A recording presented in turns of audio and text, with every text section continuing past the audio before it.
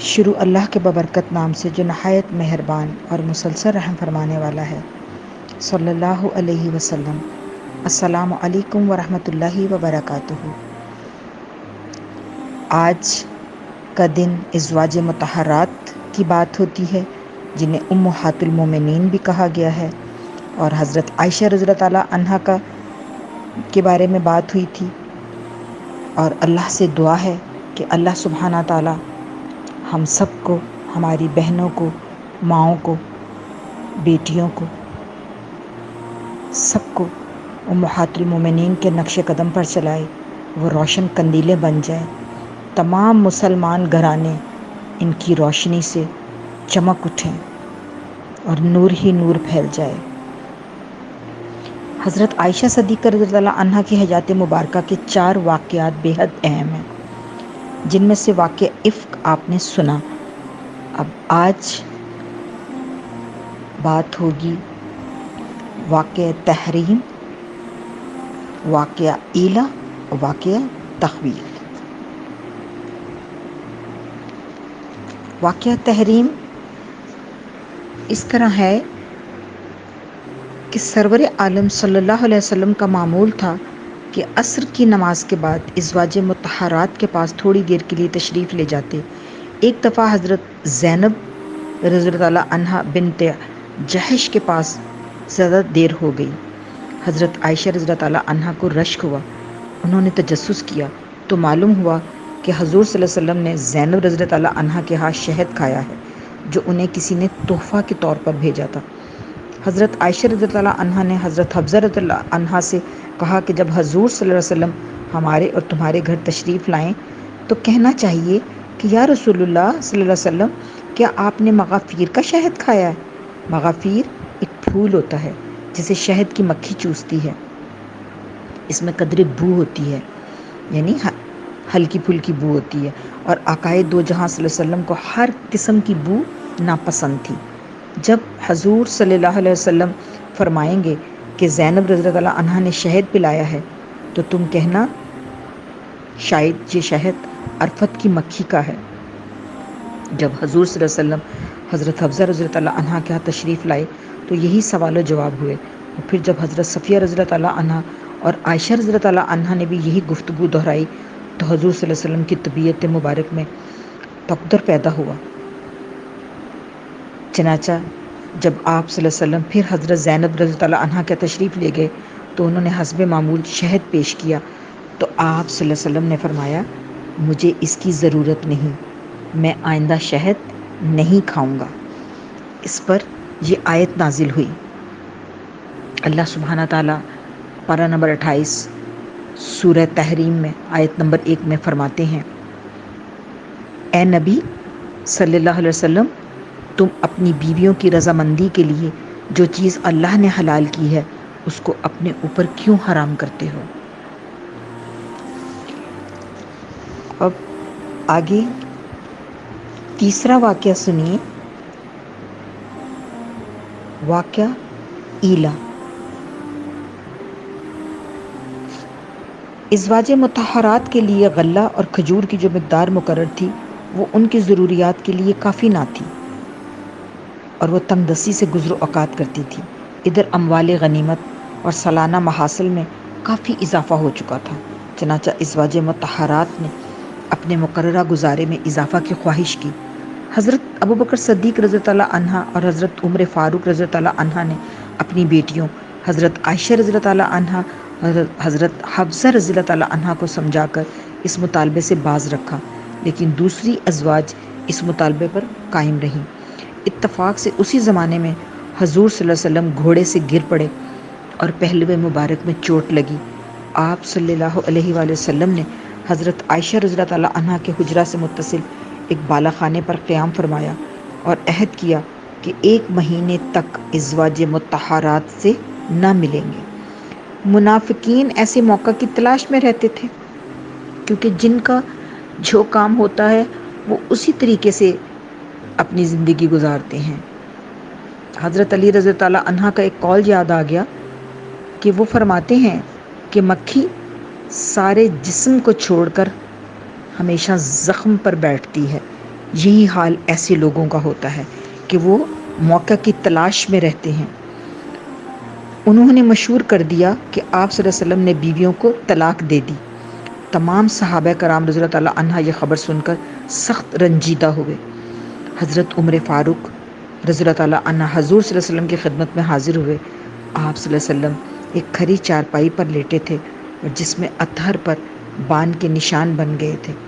فاروق اعظم رضی اللہ تعالیٰ عنہ حضور صلی اللہ علیہ وسلم کو اس حال میں دیکھ کر آبدیدہ ہو گئے اور عرض کیا، یا رسول اللہ صلی اللہ علیہ وسلم، کیا آپ نے اپنی بیویوں کو طلاق دے دی؟ فرمایا، نہیں۔ جناب عمر فاروق رضی اللہ عنہ نے یہ خوشخبری تمام لوگوں کو سنا دی۔ اس پر تمام مسلمانوں اور ازواج مطہرات میں مسرت کی لہر دوڑ گئی۔ حضرت عائشہ رضی اللہ عنہ فرماتی ہیں، میں ایک دن گنتی تھی، یعنی ایک دن گنتی تھی۔ 29ویں دن حضور صلی اللہ علیہ وسلم بالا خانے سے اتر کر سب سے پہلے میرے پاس تشریف لائے۔ میں نے عرض کی، یا رسول اللہ صلی اللہ علیہ وسلم، آپ نے 1 مہینے کا عہد فرمایا تھا اور آج 29 دن ہوئے ہیں۔ فرمایا، مہینہ کبھی 29 دن کا بھی ہوتا ہے۔ اللہ اکبر۔ اب آ جائیے واقعہ نمبر 4، واقعہ تخیر۔ واقعہ ایلا کے بعد ایک دن حضور صلی اللہ علیہ وسلم حضرت عائشہ صدیقہ رضی اللہ عنہا کے پاس تشریف لائے اور فرمایا، عائشہ، میں تم سے ایک بات پوچھتا ہوں، اس کا جواب اپنے والدین سے مشورہ کر کے دو تو بہتر ہوگا۔ حضرت عائشہ رضی اللہ عنہا نے عرض کیا، یا رسول اللہ صلی اللہ علیہ وسلم، وہ کیا بات ہے؟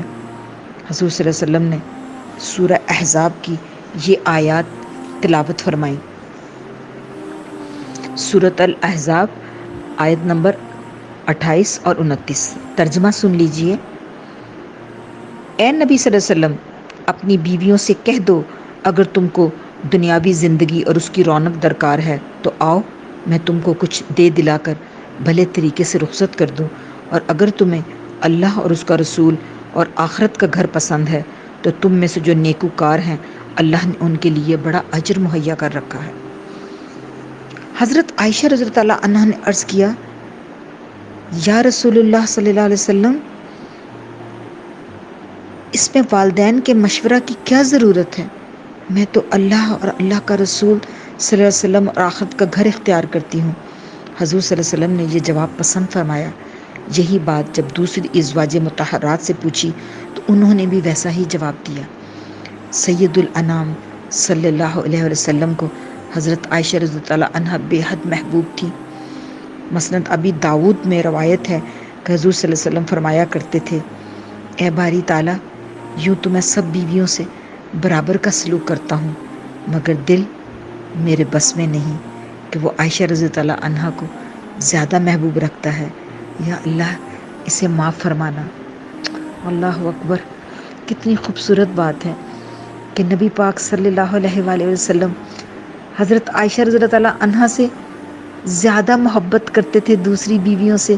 اس کے لیے بھی انہوں نے اللہ سبحانہ تعالیٰ سے معافی مانگی۔ وہ ہر لمحہ اپنے رب کو راضی کرنے میں لگے رہتے تھے کہ پلک جھپکنے میں بھی میرا رب مجھ سے ناراض نہ ہو جائے۔ یہ تھے اللہ کے سچے محبوب۔ اللہ سبحانہ تعالیٰ ہمیں بھی ان کی سنت کا اتباع کرنے کی توفیق عطا فرمائے، ہم سے بھی رب راضی ہو جائے۔ سرور عالم صلی اللہ علیہ وسلم طہارت میں بہت اہتمام فرماتے تھے اور اپنی مسواک بار بار دھلوایا کرتے تھے۔ اس خدمت کی انجام دہی حضرت عائشہ رضی اللہ عنہا ہی کے سپرد تھی۔ حضرت عائشہ رضی اللہ عنہا حضور صلی اللہ علیہ وسلم پر جان چھڑکتی تھی۔ ایک دفعہ آپ صلی اللہ علیہ وسلم رات کے وقت اٹھ کر کہیں تشریف لے گئے۔ جب حضرت عائشہ رضی اللہ عنہا کی آنکھ کھلی اور حضور صلی اللہ علیہ وسلم کو موجود نہ پایا، سخت پریشان ہوئی، دیوانہ وار اٹھی اور ادھر ادھر اندھیرے میں ٹٹولنے لگی۔ آخر ایک جگہ حضور صلی اللہ علیہ وسلم کا قدم مبارک ملا، دیکھا تو آپ صلی اللہ علیہ وسلم سر بے سجود یاد الہی میں مشغول ہیں۔ اس وقت انہیں اطمینان ہوا۔ ایک دفعہ حضور صلی اللہ علیہ وسلم کمبل اوڑھ کر مسجد میں تشریف لائے۔ ایک صحابی نے عرض کیا، یا رسول اللہ صلی اللہ علیہ وسلم، اس پر دھبے نظر آتے ہیں۔ آپ صلی اللہ علیہ وسلم نے اس کو غلام کے ہاتھ حضرت عائشہ رضی اللہ تعالیٰ عنہ کے پاس بھیج دیا۔ حضرت عائشہ رضی اللہ تعالیٰ عنہ نے کٹورے میں پانی منگایا، خود اپنے ہاتھ سے داغ دھوئے، اس کے بعد کمبل خشک کر کے آپ صلی اللہ علیہ وسلم کی خدمت میں واپس بھیجا۔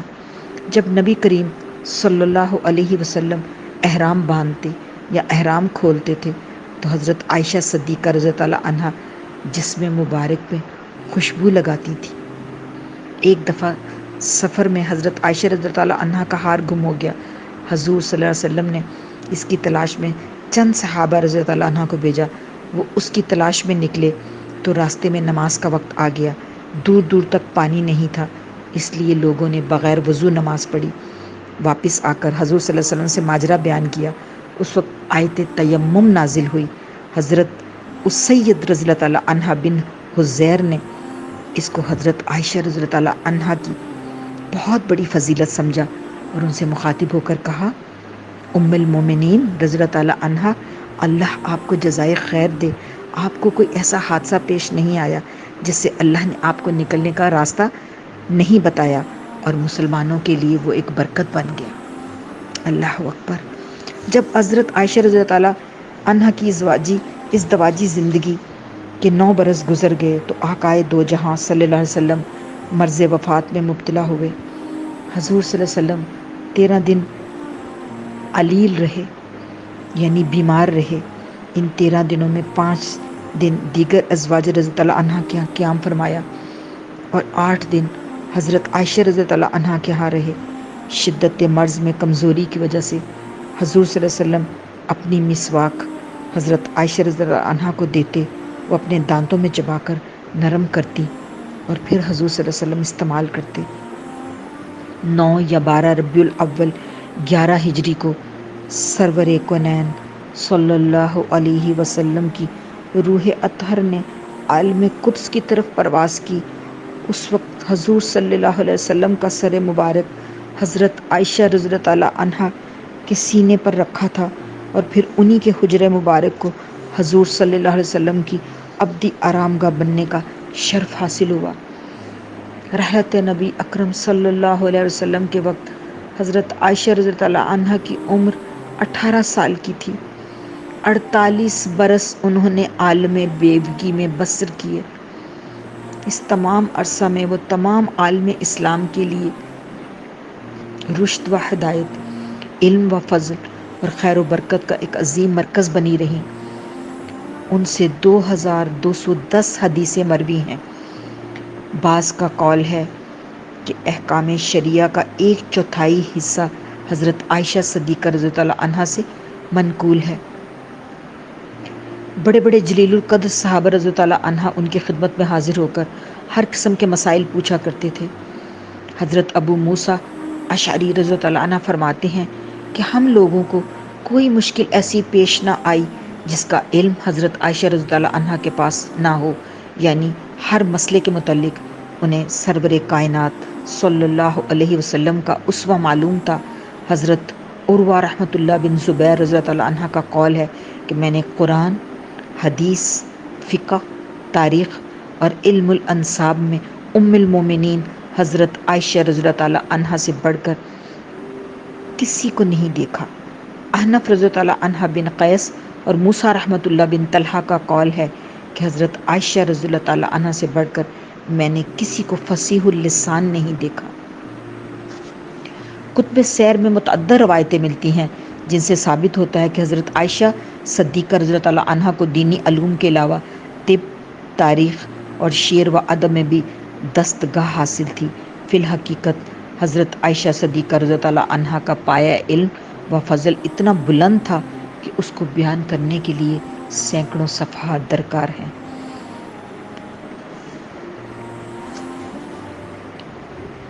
یہاں ہم اسی قدر آپ کو بتا رہے ہیں۔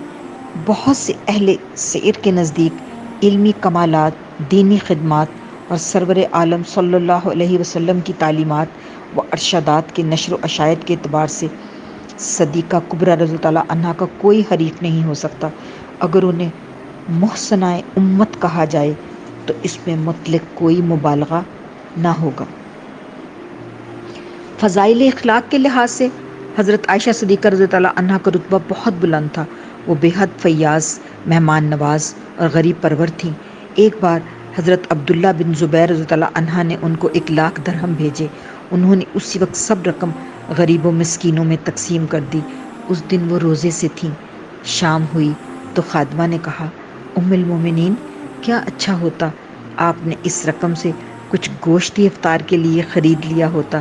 فرمایا، تم نے یاد دلا دیا ہوتا. عبادت الہی سے بھی بے انتہا شوق تھا. فرض نمازوں کے علاوہ سنتیں اور نوافل بھی کثرت سے پڑھتی تھیں. تہجد اور چاشت کی نماز کا ساری عمر ناغہ نہیں کیا. رمضان کے روزوں کے علاوہ نفلی روزے بھی بڑی کثرت سے رکھتی تھیں. بعض روایتوں میں ہے ہمیشہ روزے سے رہتی تھی. حج کی شدت سے پابند تھی. کوئی ایسا سال بہت کم گزرتا تھا جس میں وہ حج نہ کرتی. ایام حج میں ان کا خیمہ کوہ ہرا اور ثبیر کے درمیان نصب ہوتا. وہاں وہ حلقہ درس قائم کرتی اور تشنگان علم جوک در جوک ان کی خدمت میں حاضر ہو کر مسائل پوچھتے اور فیض یاب ہوتے تھے. ام المومنین رضی اللہ تعالیٰ عنہا کو غیبت اور بدگوئی سے سخت اجتناب تھا، یعنی نہیں پسند کرتی تھی. وہ ان سے مروی کسی حدیث میں کسی شخص کی توہین یا بدگوئی کا ایک لفظ بھی نہیں ہے. وسعت قلب کا یہ عالم تھا کہ اپنی سوکنوں کی خوبیاں خوش دلی سے بیان کرتی تھی.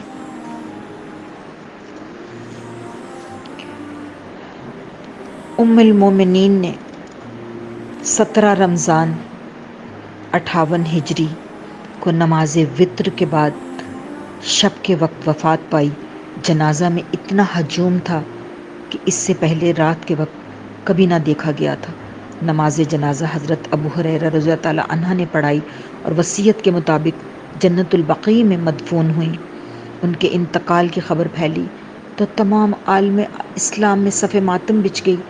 حضرت عائشہ صدیقہ رضی اللہ تعالیٰ عنہا کی کوئی اولاد نہیں ہوئی. انہوں نے اپنی کنیت ام عبداللہ سرور عالم صلی اللہ علیہ وسلم کے ارشاد کے مطابق اپنے بھانجے حضرت عبداللہ بن زبیر رضی اللہ تعالیٰ عنہ کے نام پر رکھی تھی.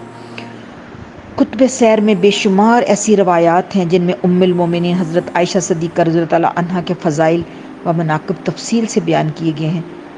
ان میں چند مخصوص فضائل ایسے ہیں جن کی بنا پر وہ تمام صحابہ رضی اللہ تعالیٰ عنہ اور صحابیات رضی اللہ تعالیٰ عنہ میں امتیازی حیثیت رکھتی ہیں.